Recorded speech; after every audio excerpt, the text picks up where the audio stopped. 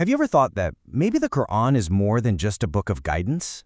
I mean, what if it's actually a map? Today we're diving into a really fascinating interpretation that sees the Quran as a complete closed circuit for our entire journey through life. It's a pretty big question, right? Think about it. What if all those stories about the prophets aren't just history lessons? What if they're actually waypoints on a map, describing a single universal path that every single one of us can walk? So here's the core idea. It's structured as a series of triads, and it goes like this.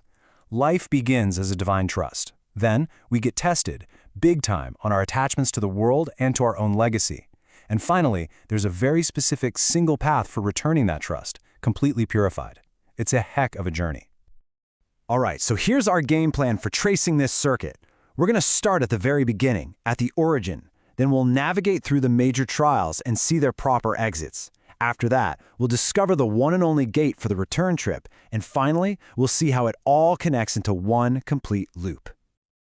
Okay, let's start at the beginning of the circuit.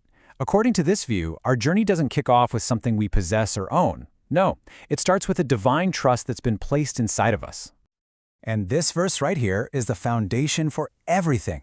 It tells us that life doesn't just pop out of nowhere. It's started by an endowment of what the Qur'an calls the Rūḥ, which you can think of as the spirit or the breath, coming directly from the divine. And you have to catch this distinction because it's crucial. This Rūḥ isn't a piece of the divine that we now get to own. It's way more like a sacred deposit. It's a trust. And, with any trust comes a huge responsibility to protect it and eventually to return it. So this first triad breaks down that very first moment for us. You have the giver, who is Allah, the receiver, Adam, who represents all of us, and the trust itself, the Rūḥ. See, this isn't just a simple transaction. It's the very foundation of a relationship that's built on responsibility. And boom, right there, the fundamental rule of the entire circuit is set. Whatever's given has to be returned. But not just returned. It has to be returned purified of this illusion that it was ever really ours to begin with. This changes everything. It means life isn't about collecting things. It's about stewardship. So if life begins as a trust that we're supposed to give back, how do we ever learn to actually let it go? Well, that brings us to the next phase of the circuit, a series of trials designed to test our deepest attachments, our grip on the world, and our hopes for the future. The Qur'an gives us two amazing prophets who perfectly embody these tests. You've got the prophet King Sulaymān or Solomon, who's tested with the ultimate allure of the world, just unimaginable power. And then you have the patriarch Abraham, who's tested with lineage, all his hopes for the future, wrapped up in his son.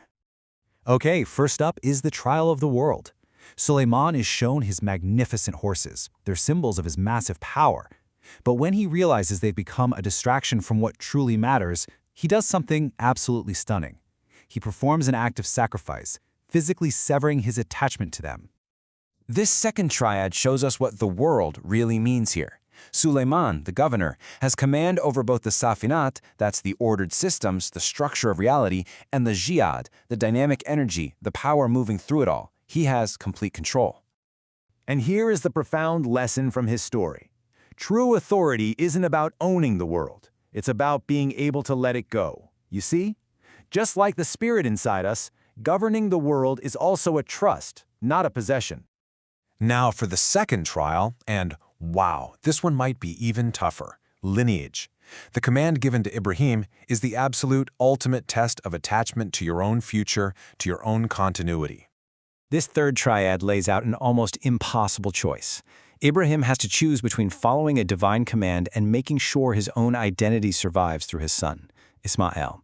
He is literally being asked to sacrifice his own future. So after facing these incredible trials of the world and lineage, what's next? Well, this interpretation points out two very specific, lawful exits, ways to consciously step out of these domains of attachment. The first lawful exit is from the world itself, and it's shown to us so powerfully by Asiyah, the wife of the tyrant Pharaoh. She is surrounded by more power and wealth than we can imagine, and she prays to be saved from it. She chooses a spiritual home over a physical palace. She exits the world while still living right in the middle of it. And the second exit? It's from lineage and inherited tradition. We see this in Ibrahim's defiant act of smashing the idols of his ancestors. Now, this isn't just simple vandalism. It's a powerful rejection of dogma you inherit just because of who your parents were. It's breaking free.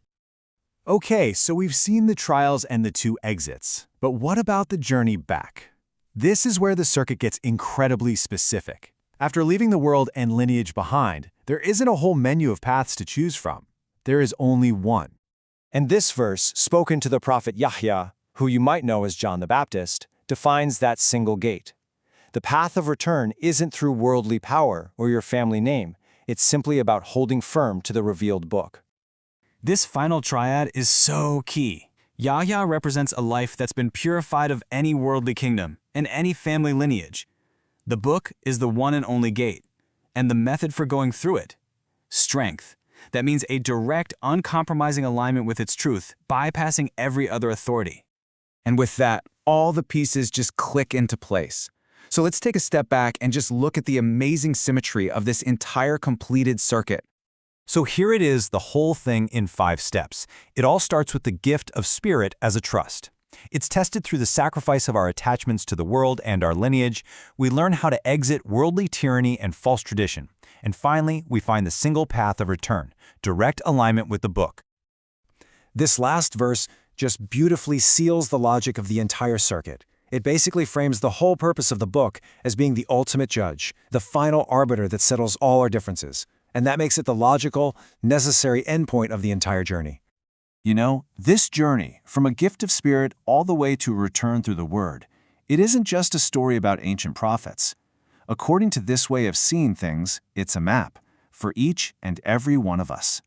Which leaves us with a final, pretty profound question to ponder. When do you stop just reading the map and become the destination yourself?